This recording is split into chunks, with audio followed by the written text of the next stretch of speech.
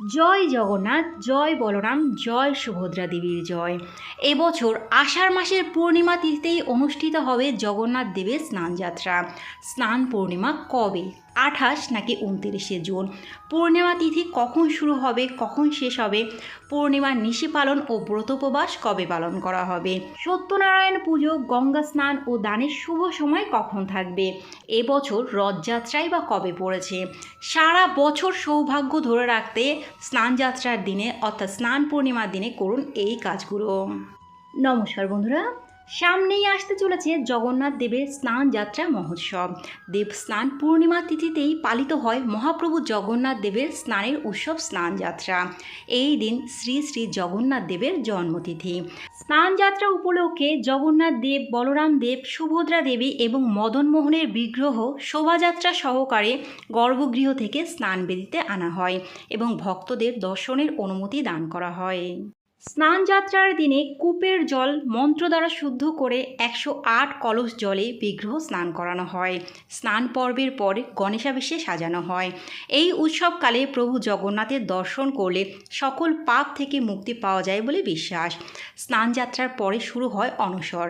এই অনশরকালে জগন্নাথ দেব অসুস্থতার কারণে ভক্তগণের অন্তরালে গোপন স্থানে চিকিৎসাধীন থাকেন।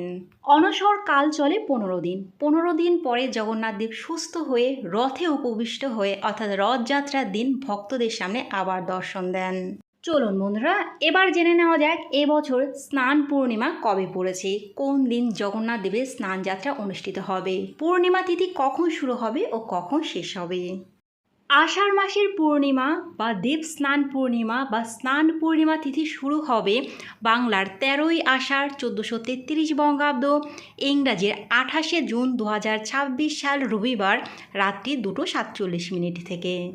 পূর্ণিমা তিথি থাকবে বাংলার 14ই আষাঢ়, ইংরাজির 29শে জুন সোমবার শেষ রাত্রি 4:47 পর্যন্ত। স্নান পূর্ণিমা পালিত হবে বাংলার 14ই আষাঢ়, ইংরাজির 29শে জুন সোমবার। এই দিনই রয়েছে শ্রী শ্রী জগন্নাথ দেবের স্নানযাত্রা। এছাড়া এই একই দিনে পূর্ণিমার ব্রত উপবাস ও নিশি পালনও করা হবে। শ্রী শ্রী সত্যনারায়ণ পুজোর শুভ সময় থাকবে বাংলার 14ই আষাঢ়, ইংরাজির 29শে জুন সোমবার প্রদোষের সন্ধে 6:22 থেকে রাত্রি 7:59 মধ্যে। স্নান পূর্ণিমা বিহিত গঙ্গা স্নান ও দানের শুভ সময় থাকবে সোমবার ভোর 4:58 থেকে সকাল 6:30 মধ্যে। স্নানযাত্রার 15 দিন পরে অনুষ্ঠিত হয় রথযাত্রা উৎসব। এবছর রথযাত্রা পড়েছে বাংলার 31শে আষাঢ়, ইংরাজির 16ই জুলাই বৃহস্পতিবার। জগন্নাথ দেবের স্নানযাত্রার দিনটি অত্যন্ত শুভ ও পবিত্র বলে মনে করা হয়।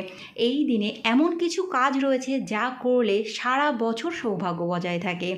চলুন বন্ধুরা, এবার আমরা জেনে নেব সারা বছর সৌভাগ্য ধরে রাখতে স্নানযাত্রার দিনে কোন কাজগুলো আপনারা অবশ্যই করবেন। স্নানযাত্রার দিন গঙ্গা স্নান করা খুব শুভ। সম্ভব হলে নতুন বস্ত্র পরে গঙ্গা স্নান করুন। তারপরে জগন্নাথ দেব, বলরাম দেব এবং সুভদ্রা দেবীর বিগ্রহে জল ঢালুন। সঠিক বিধি মেনে পূজা অর্চনা করুন। এই দিন অবশ্যই নিরামিষ আহার গ্রহণ করুন। গঙ্গা জল, কেশর, ঘি, চন্দন আর কাঁচা দুধ একসঙ্গে মিশিয়ে জগন্নাথ দেব, বলরাম দেব এবং সুভদ্রা দেবীর বিগ্রহে স্নান করান। তারপরে বিগ্রহে হলুদ রঙের কাপড় নিবেদন করুন। পুজোয় হলুদ বা সাদা রঙের মিষ্টি, 5 রকমের ফল অর্পণ করুন। দেবদেবীর বিগ্রহে তুলসী পাতা এবং গোলাপ ফুলের মালা অর্পণ করুন। জগন্নাথ দেবের চরণে 108টি তুলসী পাতা অর্পণ করা খুব শুভ। তবে 108টি যদি সম্ভব না হয় তাহলে 28টি তুলসী পাতা দিয়েও পুজো করা যেতে পারে। এই দিন পরিবারের সকলে মিলে একসঙ্গে জগন্নাথ দেব, বলরাম দেব এবং সুভদ্রা দেবীর পুজো করুন। এতে পরিবারের সকলের মধ্যে সুসম্পর্ক বজায় থাকবে। এই দিন নিজেদের সাধ্যমতো দান ধ্যান করুন। কোনো একজন ব্রাহ্মণকে কিছু দান করা খুব শুভ। এই দিনে কাউকে টাকা অথবা বাড়ি থেকে কোনো জিনিস ধার হিসাবে না দেওয়াই ভালো। বন্ধুরা, আজকের ভিডিওটা এই পর্যন্তই। যদি ভালো লাগে লাইক, কমেন্ট এবং শেয়ার করবেন। পরবর্তী ভিডিওর আপডেট পাওয়ার জন্য চ্যানেলটি সাবস্ক্রাইব করে পাশে থাকবেন। নমস্কার।